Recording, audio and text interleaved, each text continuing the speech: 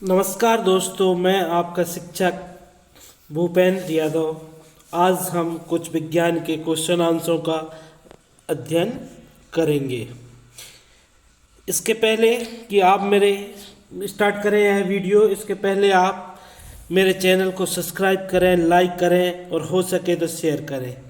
चलिए देखते हैं पहला क्वेश्चन क्या है हमारा। प्लास्टर ऑफ पेरिस की जल के साथ अभिक्रिया का समीकरण लिखिए।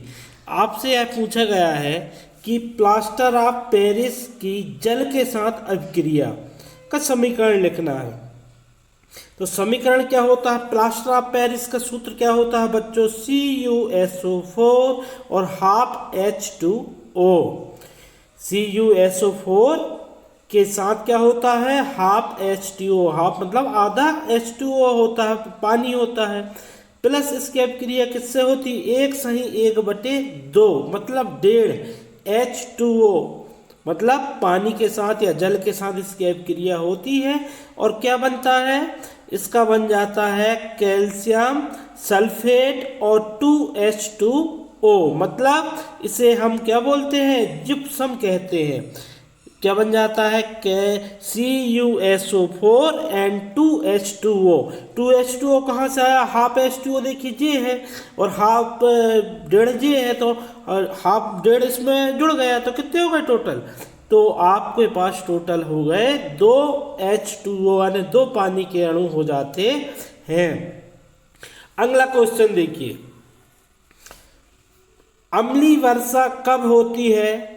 कारण एवं इसके प्रभाव लिखिए। आपसे पूछा गया कि अम्लीय वर्षा कब होती है, वो ऐसी कौन सी कंडीशन है जिसमें अम्लीय वर्षा होती है, क्या कारण हो सकते हैं और इसके क्या प्रभाव हो सकते हैं? क्या कारण हो सकते हैं और क्या प्रभाव हो सकते हैं, इसके बारे में आपसे पूछा गया है। इसका आंसर देखिए आप।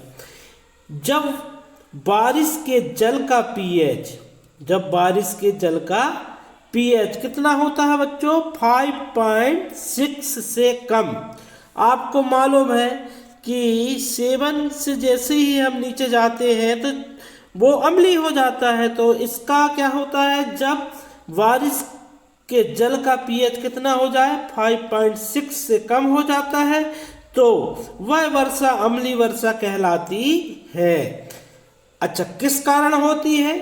जैसे हम देखते हैं अम्लीय वर्षा, ज्वालामुखी विस्फोट। जब ज्वालामुखी फटती है तो बहुत सारी गैसें निकलती है, जैसी प्राकृतिक आपदाओं से हो सकती है। साथ में कारखाने आदियों से, हमारी फैक्ट्री होती है, कारखाने होते हैं, इनसे भी होती है कि प्रयोग से वायुमंडल में क्या होता है? जो कारखाने हो चाहे ज्वालामुखी, इनके प्रयोग से क्या होता है? वायुमंडल में सल्फर और नाइट्रोजन के ऑक्साइड, सल्फर के ऑक्साइड और नाइट्रोजन के ऑक्साइड क्या होंगे?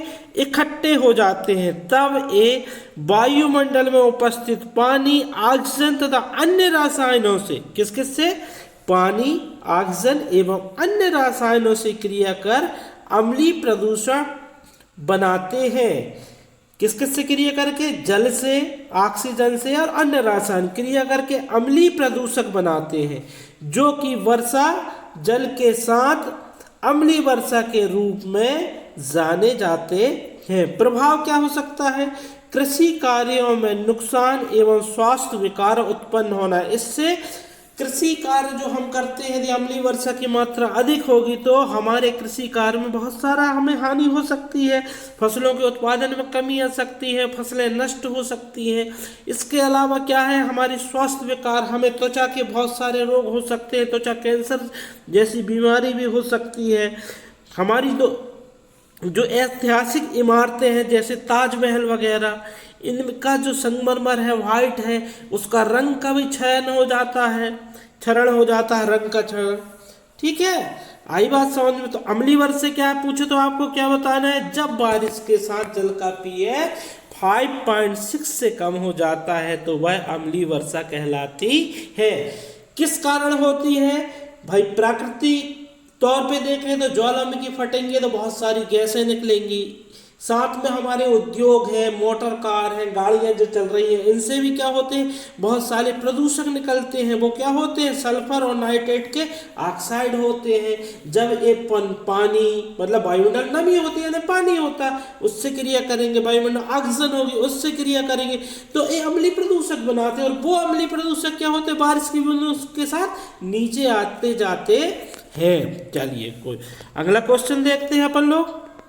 अगला क्वेश्चन क्या है अपना कि चैनल को सब्सक्राइब करें, लाइक करें, हो सके तो अधिक से अधिक शेयर करें। अगला क्वेश्चन देखते हैं कि निम्न प्राकृतिक स्रोतों में कौन सा अम्ल पाया जाता है।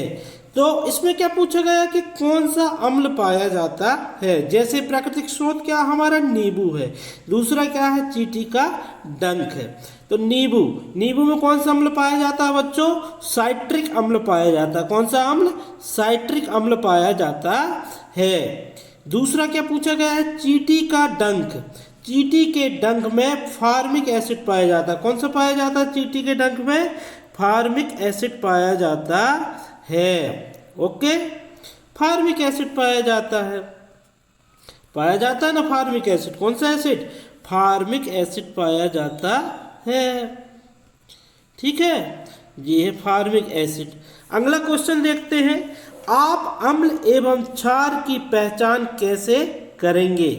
दो विधि लिखना है। क्या लिखना है, दो विधि। चलिए सबसे पहले हम एक विधि देख लेते हैं इसकी, लिटमस पेपर की सहायता से। अम्ल क्या होते हैं, अम्ल नीले लिटमस को लाल कर देते हैं। नीले लिटमस को लाल कर दे, मतलब जो अम्ल होगा वो नीला लिटमस में यदि हम टेस्ट करेंगे तो वो लाल हो जाता है, तो वो अम्ल होता है। जबकि क्षार क्या होता है भाई, क्षार वो होता है जो क्या करेगा, लाल लिटमस पेपर को नीला कर दे, लाल लिटमस पेपर को नीला कर दे। वो क्या होता है, क्षार होता है। क्या होता है, क्षार होता है। तो हम देखते हैं कि अम्ल क्या होता है। अम्ल क्या करेगा, नीला लिटमस। कौन सा लिटमस पेपर, नीला।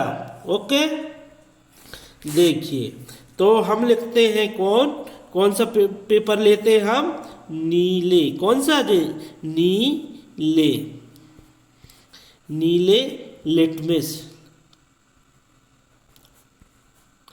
लिटमस, नीले लिटमस को क्या कर देगा, क्या कर देगा क्षार हमारा नीले लिटमस को क्या कर देगा बताइए, लाल कर देगा। क्या कर देगा, लाल। क्या करेगा, लाल। ठीक है, जैसे नीला लिटमस है, कौन करता है, अब कौन करता है भाई, वो कौन करता है, अम्ल करता है। कौन करता है, अम्ल। मान लो ये हमारा क्या है, अम्ल है। चलिए हम कोई भी कलर ले लेते हैं, ये हमारा अम्ल। अम्ल क्या करेगा, नीले लिटमस को, अम्ल जो होता है वो क्या करता है, नीले लिटमस को, जो नीला कलर का लिटमस है इसको क्या कर देगा, लाल कर देगा। क्या कर देगा, लाल कर देता है। और क्षार क्या होता है हमारा, चलिए उसके बारे में पढ़ लेते हैं अपन लोग। क्षार के बारे में, क्षार के बारे में भी देख लेते हैं। क्षार क्या होता है, क्षार क्या करता है भाई, क्षार क्या करेगा, लाल लिटमस को क्या करेगा, नीला करेगा। अब हम देखते हैं किसके बारे में, क्षार के बारे में।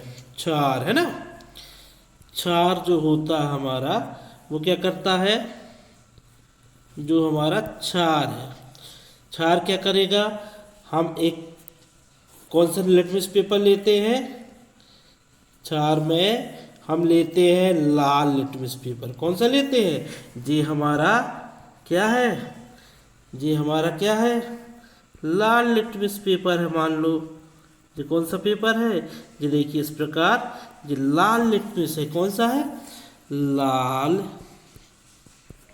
लिटमस पेपर, मस। इसको क्या कर देगा क्षार हमारा, लाल लिटमस को, देखिए क्या करेगा, नीला कर देगा। क्या कर देगा, नीला।